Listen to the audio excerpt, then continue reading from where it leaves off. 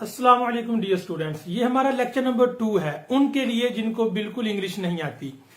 With the passage of time, with the passage of time, इसका मतलब है वक्त के गुजरने के साथ साथ। यार अभी अभी मैंने न्यू जॉब स्टार्ट की है और डिफिकल्टी फेस कर रहा हूं, लेकिन with the passage of time मैं सीख जाऊंगा।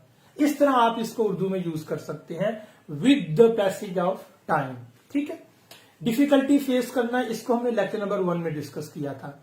नंबर 2 क्या है? डे बाय डे, दिन ब दिन गर्मी बढ़ती जा रही है, तो आप दिन ब दिन की जगह कह सकते हैं day by day. Day by day गर्मी बढ़ती जा रही है, तो डे बाय डे का मतलब है दिन ब दिन। With the passage of time का मतलब है वक्त के गुजरने के साथ साथ। बाय द वे, हम कहते हैं यार वैसे कल क्या कर रहे हो, तो वो जो वैसे होता है ना उसकी इंग्लिश होती है by the way. By the way कल आपकी क्या मसरूफियत है? बाय द वे आप कहां जा रहे हैं? बाय द वे आपको ये चीज कैसी लगी है? तो बाय द वे का मतलब है वैसे। तो लेक्चर नंबर 1 में हमने 3 वर्ड्स को याद किया था।